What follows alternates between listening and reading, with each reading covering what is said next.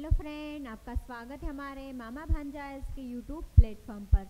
तो आज अपन पढ़ने जा रहे हैं जो वित्त संस्था है उसका थर्ड लेक्चर। इससे पहले मैंने आप लोगों को इसके 2 लेक्चर कंप्लीट करवा दिए। आज हम थर्ड लेक्चर में जानेंगे कि हमें आप लोगों को आरबीआई पढ़ा रही थी, जो हमारा केंद्रीय बैंक है ना, उसके जो मैं कार्य पढ़ा रही थी कि उसके कार्य क्या क्या होते हैं। तो आइए देर न करते हुए हम क्या करें, हमारा टॉपिक शुरू कर देते हैं। तो आरबीआई के कार्य, तो आरबीआई किस किस प्रकार से कार्य करता है उसके बारे में जानेंगे। तो आरबीआई 2 प्रकार से कार्य करता है। एक तो केंद्रीय बैंक के रूप में कार्य करता, क्योंकि हमारा जो आरबीआई वो हमारा केंद्रीय बैंक है, इसीलिए जो आरबीआई क्या कार्य करता है, एक तो केंद्रीय बैंक के रूप में करता है कार्य, साथ ही साथ अर्थव्यवस्था के रूप में भी कार्य करता है। तो हमें सबसे पहले पढ़ना है केंद्रीय बैंक के रूप में आरबीआई किस प्रकार से कार्य करता है। तो केंद्रीय बैंक के रूप में भी कार्य आरबीआई क्या कर रहा है। तो पहला कार्य क्या है इसका, नए नोटों का निर्गमन करना। मतलब हमारा केंद्रीय बैंक आरबीआई बैंक है, तो वो क्या करेगा, नए नोटों को निर्गमित करेगा, मतलब नए नोटों का निर्गमन करना। तो क्या है, आरबीआई द्वारा 1 रुपए के नोट को छोड़कर सभी नोटों का क्या किया जाता है, निर्गमन अर्थात जारी किया जाता। मतलब आरबीआई नोटों का निर्गमन तो करता है, परंतु 1 रुपए के नोट को छोड़कर, जो 1 रुपए का जो नोट है या फिर जो सिक्का है, नोट या सिक्के को छोड़कर बाकी सभी नोट या सिक्कों को क्या करता है, आरबीआई जारी करता है। तो आप इतना याद रखना कि आरबीआई नोटों का निर्गमन तो करता है, परंतु 1 रुपए के नोट या सिक्के को जारी नहीं करता। फिर 1 रुपए के नोट या सिक्के को जारी कौन करता है, तो इसको करता है वित्त मंत्रालय। वित्त मंत्रालय, इस पे वित्त मंत्रालय की जो सचिव है, वित्त मंत्रालय का जो सचिव, उसके क्या होंगे, हस्ताक्षर होंगे। क्या होता है कि जब पैसे बनाए जाते हैं, जैसे आरबीआई का गवर्नर, तो वो क्या उस पर हस्ताक्षर करता है। उसी तरह से जो 1 रुपए का नोट या नोट को निर्गमित करेगा या उसको जारी करेगा, तो उस पर किसके हस्ताक्षर होंगे, वित्त मंत्रालय के वित्त सचिव के उस पर हस्ताक्षर होंगे। तो याद रखना, जो हमारा आरबीआई बैंक है वो नोटों का निर्गमन तो करता है, परंतु 1 रुपए के नोट या सिक्कों को छोड़कर सभी नोट या सिक्कों को क्या करता है, निर्गमित करता है, अर्थात उन्हें जारी करने का कार्य करता। फिर 1 रुपए के नोट को कौन जारी करता है, तो 1 रुपए के नोट को वित्त मंत्रालय के द्वारा जारी किया जाता है, जिसपे वित्त सचिव के हस्ताक्षर होते हैं। ठीक है, चलो आगे बढ़ते हैं।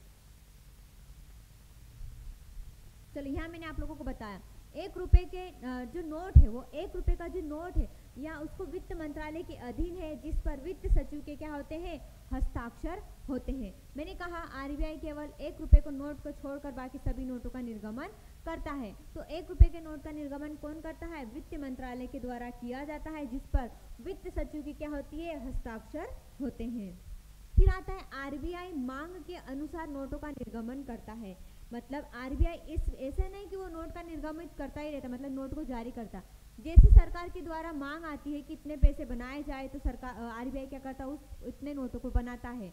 तो आरबीआई मांग के अनुसार आरबीआई जितनी जरूरत होती है, जितनी जरूरत कहा जाता है कितने नोट छापना है, मतलब उतने नोट वो छापेगा।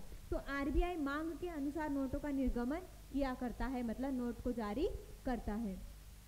आरबीआई द्वारा ही किसी भी नोट को बंद करने और उसको बंद करने का अधिकार भी होता है। मतलब आरबीआई को क्या होता है, क्या क्या अधिकार, एक तो नोट जारी करने का अधिकार भी होता है, साथ ही साथ नोट बंद करने का अधिकार भी है।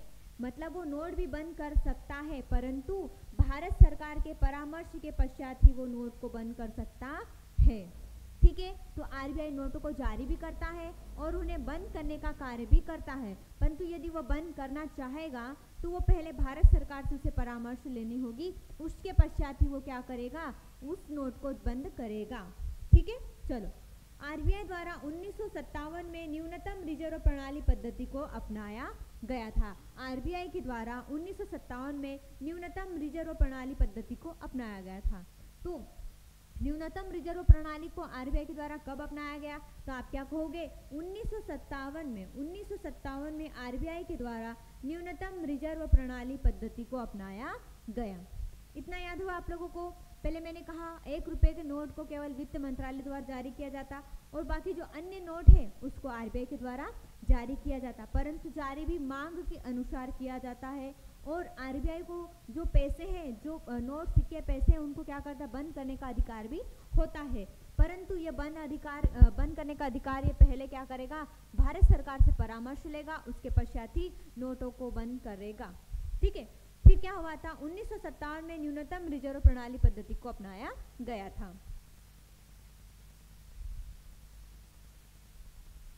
देखो मैंने कहा आप लोगों को कि 1957 में, क्या कहा, 1957 में न्यूनतम रिजर्व प्रणाली को अपनाया गया। क्या कहा था मैंने अगली स्लाइड में कि आरबीआई के द्वारा, किसके द्वारा अपनाया गया था, तो ये है आरबीआई के द्वारा। आरबीआई के द्वारा 1957 में न्यूनतम रिजर्व प्रणाली को अपनाया गया था। अब ये न्यूनतम रिजर्व प्रणाली क्या होती, तो न्यूनतम रिजर्व प्रणाली मतलब आरबीआई के द्वारा ये कहा गया भारत सरकार को, आरबीआई के द्वारा ये कहा गया कि मैं नोट और सिक्के को जारी तो करूंगा, मतलब मैं नोट या सिक्के को निर्गमन तो करूंगा, परंतु क्या चाहिए, सबसे पहले मेरे को क्या कहा, 115 करोड़, 115 करोड़ का क्या चाहिए, 115 करोड़ का सोना चाहिए, ठीक है, 115 करोड़ का सोना और 85 करोड़ की प्रतिभूतियां, और क्या कहा, 85 करोड़ की प्रतिभूति, 85 करोड़ की प्रतिभूति क्या करेगा, आरबीआई के पास तुम जमा करोगे, तभी मैं क्या करूंगा, नोटों को जारी करूंगा।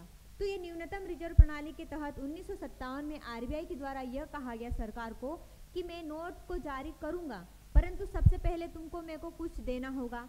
मान लेते किसी व्यक्ति को हम कुछ चीज लेना होगी, जैसे क्या है, व्यापारी और ग्राहक के बीच में मान लेते दुकान पे जाते अपन, तो वो चीज हमें लेनी होती तो उसके बदले में हमें कुछ देना होता है।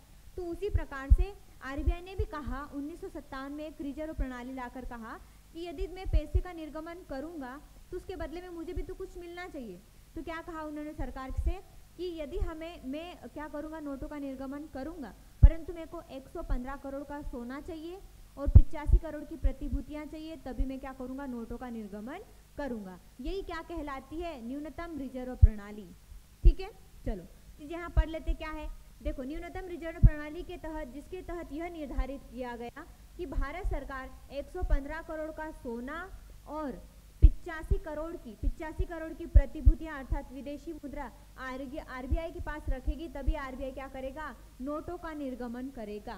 केवल ये एक ही बार है, ऐसा नहीं कि हर बार आरबीआई नोट को जारी करने के लिए ये चीजें मांगेगा, ऐसा नहीं। ये केवल कितनी बार हुआ था, केवल एक बार हुआ था 1957 में आया, सन में न्यूनतम रिजर्व प्रणाली सन में आ गया। कब आई थी, 1957 में। इसके तहत कहा गया था आरबीआई के द्वारा भारत सरकार को, यदि मैं नोटों का निर्गमन करूंगी तो मेरे को 115 करोड़ का क्या है, सोना चाहिए, 85 करोड़ की प्रतिभूतियां चाहिए, है ना, इन सबको ये सब चाहिए मेरे को, तभी मैं क्या करूंगा, नोटों को जारी करूंगा। तो यह केवल एक बार हुआ था। ठीक है, चलो अब आगे पढ़ते हैं। मुद्रा के प्रवाह और वस्तु की कीमत में धनात्मक संबंध होता है। मुद्रा के प्रवाह और वस्तु की कीमत में किस प्रकार का संबंध होता है, धनात्मक संबंध होता है। आशा करती हूँ कि आप लोगों को अच्छे से समझ में आ रहा होगा। ठीक है, चलो आगे बढ़ते हैं। फिर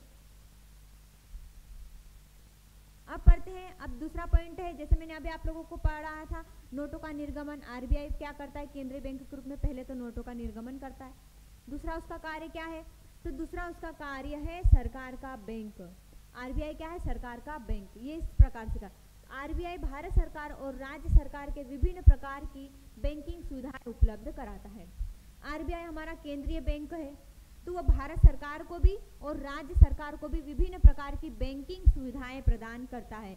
बैंकिंग सुविधाएं मतलब जैसे जमा स्वीकार करो और पैसों का भुगतान करो, अर्थात ऋण देना। तो क्या हुआ, जो आरबीआई है वो क्या करता है, सरकार के बैंक के रूप में भी कार्य करता है। वो क्या करता, भारत सरकार को और राज्य सरकार को क्या करता है, विद बैंकिंग सुविधाएं क्या करता है, उसको अच्छी बैंकिंग सुविधाएं प्रदान करता है। विभिन्न प्रकार की बैंकिंग सुविधाएं प्रदान करता है, जैसे कि जमा स्वीकार करना, ऋण प्रदान करना, पैसों का भुगतान करना, ये सभी चीजें प्रदान करता है। जैसे एक बैंक अपने ग्राहकों को सुविधा प्रदान करते हैं, उसी तरह से जो केंद्रीय बैंक हमारा आरबीआई है वो भी राज्य सरकार और भारत सरकार को उस तरह की बैंकिंग सुविधाएं उपलब्ध कराता है। ठीक है, चलो अब बैंक के रूप में। अब तीसरा पॉइंट क्या आ गया, बैंक का बैंक। अब इसका तीसरा कार्य है बैंक का बैंक। अब ये बैंक का बैंक के रूप में किस प्रकार से कार्य करता है, ठीक है। तो आरबीआई सभी वाणिज्य बैंकों को उसी प्रकार से सुविधाएं प्रदान करता है जिस तरह से एक बैंक अपने ग्राहकों को सुविधा देते हैं। जैसे मैंने आप लोगों को यहाँ समझा दिया कि क्या होता है, आरबीआई क्या करता है, सभी मतलब राज्य सरकार और केंद्र सरकार को, राज्य सरकार और केंद्र सरकार मतलब मान लेते भारत सरकार, इनको क्या करता है, बैंकिंग सुविधाएं उपलब्ध कराता है। तो यहाँ पर कहा बैंक के बैंक रूप में भी कार्य करता है, मतलब बैंकों का बैंक मतलब सबसे बड़ा बैंक कौन सा, आरबीआई है। तो आरबीआई के अंतर्गत वाणिज्य बैंक आते हैं, जो कि क्या आते हैं, सार्वजनिक क्षेत्र का बैंक। मैंने आप लोगों को ये बता दिया था, सार्वजनिक बैंक आते हैं वाणिज्य बैंक के अंतर्गत। साथ ही साथ कौन से बैंक आते हैं, निजी क्षेत्र के बैंक आते हैं, निजी क्षेत्र के बैंक और आते हैं विदेशी बैंक, विदेशी बैंक। ये सभी बैंक वाणिज्य बैंक के अंतर्गत आते हैं। तो क्या कहा कि आरबीआई सभी वाणिज्य बैंकों को उस प्रकार से सुविधाएं प्रदान करता है जिस प्रकार से एक बैंक अपने ग्राहकों को सुविधा प्रदान करता है। तो आरबीआई क्या करता है, सभी बैंकों को अपने ग्राहक की तरह क्या करता है, बैंकिंग सुविधाएं उपलब्ध कराता है। जैसे जमा स्वीकार करना और उधार देना अर्थात ऋण देना, ये सभी चीजें आरबीआई वाणिज्य बैंकों को देता है और जमा स्वीकार करता है, ठीक है। अब क्या होता है, जो वाणिज्य बैंक है, वाणिज्य बैंक माने क्या, सार्वजनिक बैंक, निजी क्षेत्र की बैंक और विदेशी बैंक, ये सभी बैंक आती है। तो वाणिज्य बैंकों को क्या करता है, ये वाणिज्य बैंकों को लघु अवधि मतलब कम समय, वाणिज्य बैंकों को ये कम समय और दीर्घ अवधि के लिए ऋण देता है, मतलब ज्यादा समय के लिए। क्या करता है ये, कभी कभी वाणिज्य बैंकों को लघु अवधि के लिए ऋण देता है और कभी कभी दीर्घ अवधि के लिए ऋण प्रदान करता है। तो आरबीआई वाणिज्य बैंकों को ऋण किस प्रकार से प्रदान करता है, कभी ज्यादा कभी कम समय के लिए ऋण उपलब्ध कराता है। अब तीसरा, चौथा कौन सा आ गया, हाँ चौथा कौन सा है, विदेशी मुद्रा संरक्षण। अब इसका चौथा कार्य क्या है, विदेशी मुद्रा संरक्षण, मतलब विदेशी मुद्रा को क्या करता है, संरक्षण करता है। तो क्या कहा, आरबीआई के द्वारा विदेशी मुद्रा के भंडारण मतलब एकत्रित करना या फिर रखना का कार्य करता है। मतलब जो आरबीआई है वो विदेशी मुद्रा का क्या करता है, भंडारण भी करता है। साथ ही साथ विदेशी मुद्रा के विनिमय का मतलब होता है बदलना, है ना। तो क्या है, आरबीआई विदेशी मुद्रा का क्या करता है, उसका भंडारण भी करता है और उसका विनिमय का मतलब उसको बदलने का कार्य भी करता है। तो आरबीआई सबसे पहला उसका कार्य क्या, आरबीआई के द्वारा विदेशी मुद्रा के भंडारण का कार्य भी किया जाता है, साथ ही साथ विदेशी मुद्रा के विनिमय अर्थात उसे बदलने का कार्य भी किया जाता है। फिर आरबीआई द्वारा रुपये को स्थिरता प्रदान करने के लिए विदेशी मुद्रा की खरीदी और बिक्री का कार्य किया जाता है। आरबीआई के द्वारा रुपये को स्थिरता प्रदान करने के लिए क्या किया जाता है, विदेशी मुद्राओं को खरीदी और बिक्री उन पे की जाती है, ठीक है। आया समझ ना। अब आगे बढ़ते हैं। ये सरकार की ओर से विदेशी मुद्रा का लेन देन भी करता है। जो हमारा आरबीआई बैंक है वो सरकार की ओर से विदेशी मुद्रा का लेन देन करने का भी कार्य करता है। पहले तो उसको भंडारण करने का कार्य करता है, विदेशी मुद्रा उसका भंडारण करता है, साथ ही साथ उसको विनिमय मतलब उसको बदलने का कार्य भी करता है ना।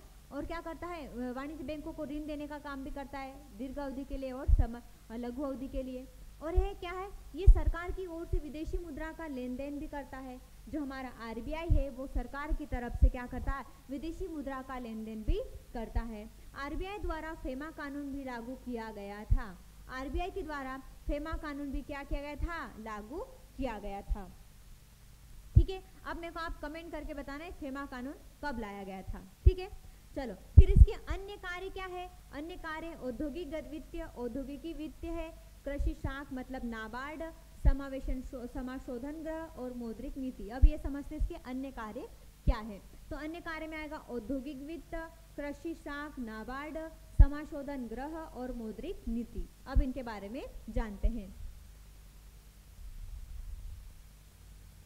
चलो पहला आता है, पहला पॉइंट क्या है, आरबीआई औद्योगिक गतिविधियों को बढ़ावा देने के लिए औद्योगिक वित्त संस्थाओं को सहायता प्रदान करता। मतलब आरबीआई क्या करता है, जो औद्योगिक गतिविधियां हैं मतलब उद्योगों को बढ़ावा देने के लिए उनको क्या करता है, वित्तीय सहायता भी प्रदान करता है, मतलब उन्हें क्या करता है, पैसे प्रदान करता है। किसी भी प्रकार से लोन, जैसे मान लेते हैं अपन कोई स्टार्टअप तैयार करना है तो हम क्या करते हैं, आरबीआई से लोन ले लेंगे कि हमें ये चीज़ें करनी है। तो उस प्रकार से आरबीआई जो आर्थिक जो गतिविधियां अर्थात औद्योगिक गतिविधियां उनको बढ़ावा देने के लिए उनको क्या करता है, औद्योगिक वित्त संस्थाओं को वित्त सहायता प्रदान करता है।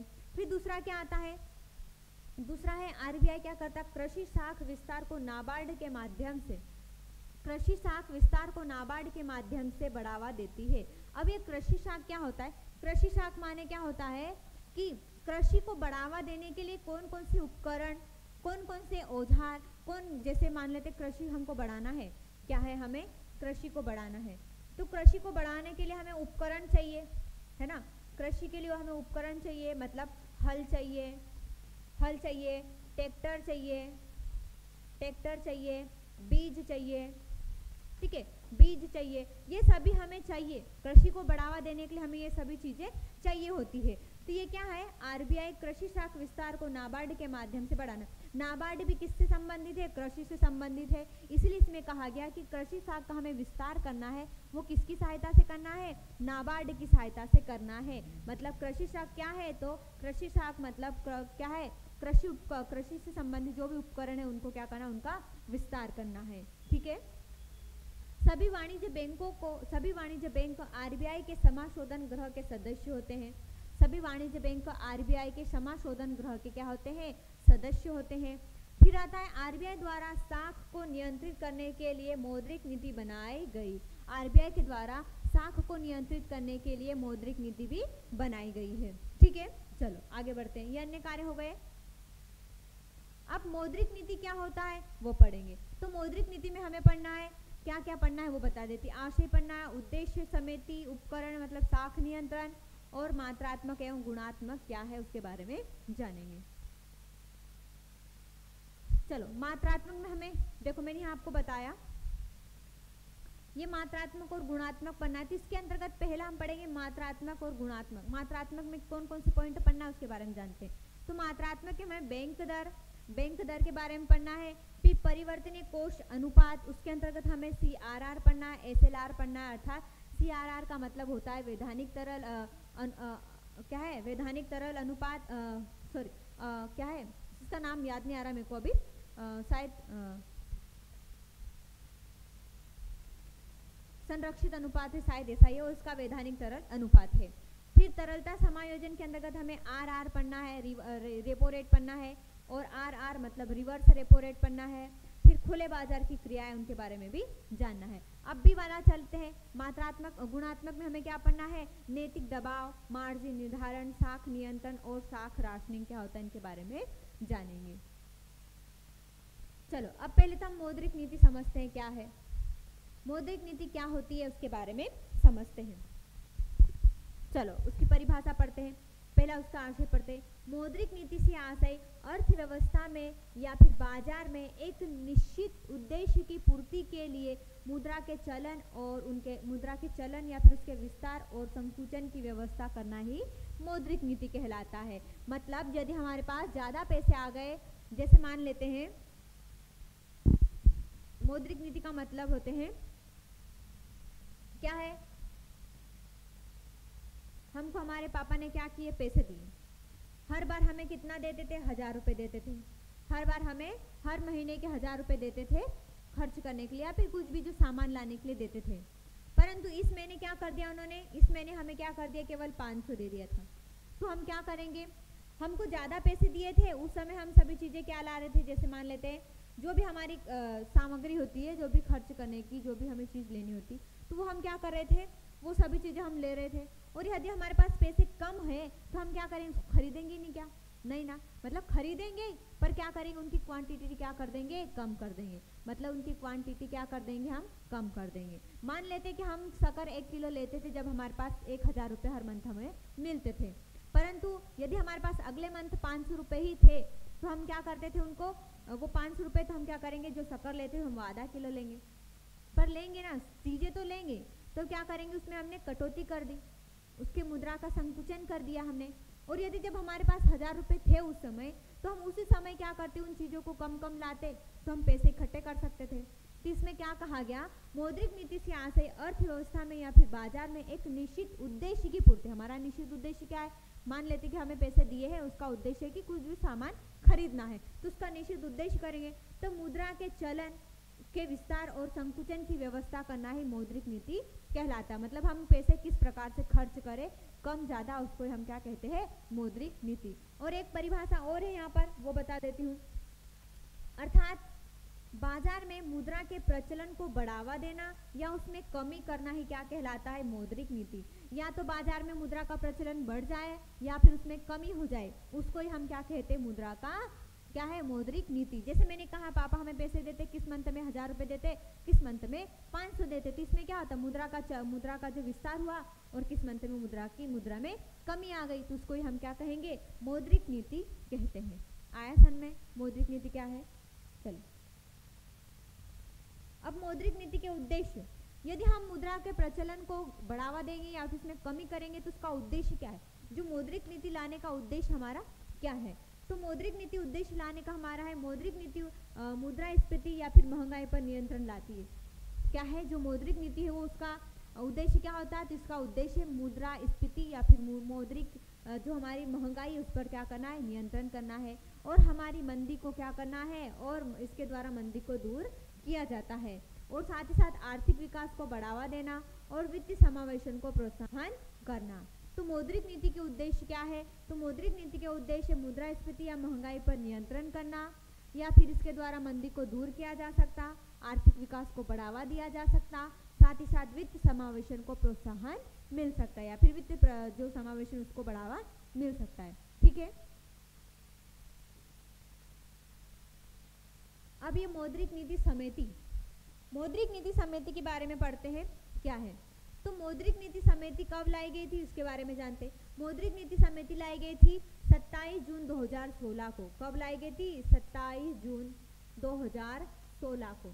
27 जून 2016 को कौन सी नीति लाई गई थी, मौद्रिक नीति समिति लाई गई थी। मौद्रिक नीति समिति कब लाई गई थी, 27 जून 2016 को मौद्रिक नीति समिति लाई गई थी, या फिर इसका गठन किया गया था। तो मौद्रिक नीति समिति का गठन कब किया गया था, तो आप क्या कहोगे, तो 27 जून 2016 को मौद्रिक नीति समिति का गठन किया गया था। इसमें अध्यक्ष कौन होता, मौद्रिक नीति समिति है, इसमें इसका अध्यक्ष कौन होता, तो इस समिति का अध्यक्ष होता आरबीआई गवर्नर। तो जो मौद्रिक नीति हमने लाई, इसका जो गवर्नर होता है वो कौन होता है, आरबीआई का जो गवर्नर होता है वही इसका क्या होता है, गवर्नर होता है। तो मौद्रिक नीति समिति कब लाई गई, 27 जून 2016 को लाई गई थी। इसमें अध्यक्ष कौन होता है, तो आरबीआई का जो गवर्नर होता है वही इसका अध्यक्ष होता है। ठीक है, इसमें सदस्य कितने होते हैं, तो इसमें कुल 6 सदस्य होते हैं। जो मौद्रिक नीति है इसमें 6 कुल सदस्य होते हैं। 6 में से 3 सदस्य ऐसे होते हैं, एक उसमें से गवर्नर होता और 2 डिप्टी गवर्नर होते। 6 सदस्य होते, उसमें से तीन व्यक्ति क्या क्या होते, तो एक गवर्नर होता और 2 डिप्टी गवर्नर होते, और 3 सदस्य और होते जिनको भारत सरकार के द्वारा मनोनीत किया जाता है।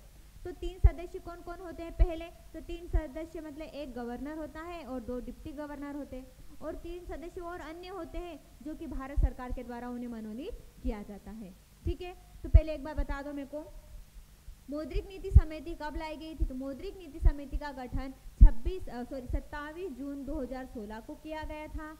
ठीक है, और इसका अध्यक्ष कौन होता है, तो इसका अध्यक्ष होता है आरबीआई का जो भी गवर्नर होता है वही मौद्रिक नीति समिति का अध्यक्ष होता है। इसमें कितने सदस्य होते हैं, तो इसमें 6 सदस्य होते हैं। 6 सदस्य में 3 सदस्य ऐसे होते हैं जो कि उसमें एक गवर्नर होता है और 2 डिप्टी गवर्नर होते, और 3 व्यक्ति वो होते हैं जिनको भारत सरकार के द्वारा मनोनीत किया जाता है। ठीक है, आया समझ में।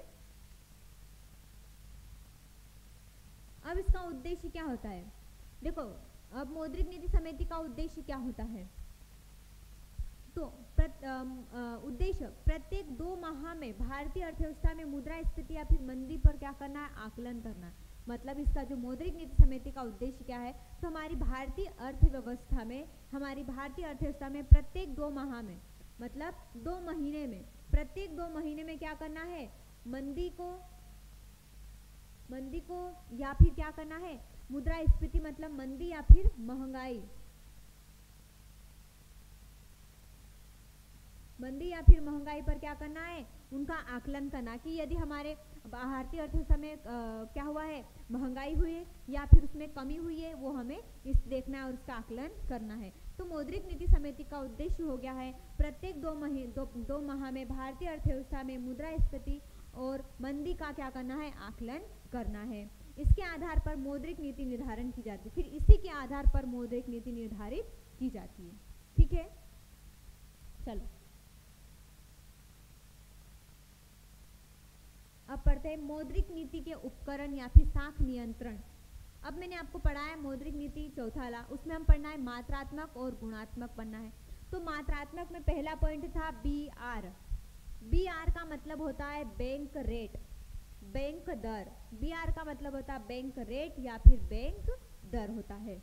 तो बैंक दर वह ब्याज दर है जो RBI द्वारा वसूली जाती है। बैंक दर किसे कहते हैं, जो RBI के द्वारा वसूली जाती है उसे हम क्या कहते हैं, बैंक दर कहते हैं। तो बैंक दर वह ब्याज दर है जो RBI द्वारा वसूली जाती है। RBI के द्वारा जो वाणिज्य बैंक होते हैं उनके द्वारा उनसे क्या है, वसूली जाती जो राशि होती, जो ब्याज होता है, उसको हम क्या कहेंगे, बैंक दर कहेंगे। इसके तहत प्रथम श्रेणी की वाणिज्य बैंक पत्र पुनर्कटौती करता है। इसके तहत क्या किया जाता है, RBI के द्वारा प्रथम श्रेणी के जो वाणिज्य पत्र होते हैं उन पर क्या किया जाता है, पुनर्कटौती करते हैं। तो वर्तमान में बैंक दर कितनी है, वर्तमान में बैंक दर कितनी है, 6.75%। वर्तमान में बैंक दर कितनी है, 6.75% है। ठीक है, बैंक दर क्या होती है, तो बैंक दर वह ब्याज दर है जो RBI के द्वारा वसूली जाती है, उसे हम क्या कहेंगे, बैंक दर कहेंगे। वर्तमान में बैंक दर कितनी है, तो 6.75% है। चलो अब यहाँ देखते हैं क्या हुआ। मैंने बैंक दर बैंक दर बताया आप लोगों को कि क्या होता है बैंक दर, जो RBI के द्वारा वसूली गई ब्याज की दर है उसको हम बैंक दर कहते हैं। तो अब यदि बैंक दर बढ़ता है तो क्या होगा और बैंक दर घटेगा तो क्या होगा। ठीक है, तो क्या हुआ, बैंक दर बढ़ रहा है, यहाँ पर क्या हो रहा है, बैंक दर बढ़ रहा है। तो बैंक दर यदि बढ़ेगा तो साख सृजन क्षमता में क्या होगी, कमी आ जाएगी, साख सृजन क्षमता में कमी आ जाएगी। यदि बैंक दर बढ़ेगा तो साख सृजन क्षमता में क्या आ जाएगी, कमी आ जाएगी। और यदि बैंक दर और बढ़ेगा तो बाजार में तरलता में कमी आ जाएगी। यदि बैंक दर बढ़ेगा तो साख सृजन क्षमता में कमी आएगी, साथ ही साथ तरलता में भी कमी आ जाएगी और मुद्रास्फीति पर नियंत्रण लग सकता है और मुद्रास्फीति पर अर्थात महंगाई पर भी नियंत्रण लगाया जा सकता है। तो पहले तो बैंक दर जब बढ़ेगी अर्थात RBI बैंकों से क्या करेगी, ज़्यादा वसूली करेगा, तो उस समय साख सृजन की क्षमता कम हो जाएगी, तरलता में कमी आ जाएगी, मुद्रास्फीति अर्थात मंदी पर क्या, जो मुद्रास्फीति महंगाई उस पर भी नियंत्रण रखा जा सकता है। प्रथम श्रेणी के वाणिज्य पत्र से तात्पर्य है उन वाणिज्य पत्रक से है जिस पर किसी बैंक द्वारा गारंटी प्रदान की जाती। मतलब मैंने अगली स्लाइड में आपको बताया था मैंने कि वाणिज्य पत्र क्या होता है, तो वो होता है किसी बैंक द्वारा एक गारंटी पत्र होता है, गारंटी दी जाती है उस पर, है ना, तो उसको ही बोलते हैं वाणिज्य पत्र। ये दीर्घ अवधि के लिए भी होते हैं, क्या है, ये दीर्घ अवधि के लिए भी होते हैं और ब्याज के लिए ब्याज दर होती, यह दीर्घ अवधि के लिए ब्याज दर होती। मतलब जो वाणिज्य पत्र होते हैं वो गारंटी के लिए दिए जाते हैं जिस पर दीर्घ अवधि के लिए ब्याज दर दी जाती है। चलो आगे पढ़ते हैं। यदि बैंक दर घटेगा तो क्या होगा, यदि बैंक दर कम होगा, यदि बैंक दर क्या होगा, कम होगा तो क्या होगा। तो यदि बैंक दर घटेगा तो साख सृजन क्षमता में क्या हो जाएगी, वृद्धि हो जाएगी और तरलता में भी वृद्धि हो जाएगी। जहां पर बैंक दर क्या हो रहा था, बढ़ रहा था, वहां पर साख सृजन क्षमता में क्या आ जाएगी, कमी आ रही थी। और जहां पर बैंक दर बढ़ रहा था वहां पर तरलता में भी क्या आ जाएगी, कमी आ जाएगी। और यहाँ पर साख सृजन क्षमता में क्या हो रही, साख सृजन क्षमता में अर्थात बैंक दर में क्या हो रही, कमी हो रही, तो यहाँ पर इनमें वृद्धि हो जाएगी, तरलता में भी कमी वृद्धि हो जाएगी और किसमें हो जाएगी, साख सृजन क्षमता में भी वृद्धि हो जाएगी और मंदी में कमी आ जाएगी और वहाँ पर मुद्रास्फीति पर नियंत्रण लगाया जा रहा था। ठीक है, अब ये जो परिवर्तनीय कोष अनुपात है ना, ये हम कल पढ़ेंगे। ठीक है, तो परिवर्तनीय कोष अनुपात अर्थात CRR क्या होता है उनके बारे में हम कल जानेंगे। तो आज के लिए बस इतना ही, धन्यवाद। और आपको मेरा वीडियो अच्छा लगे तो लाइक शेयर सब्सक्राइब जरूर करें। धन्यवाद।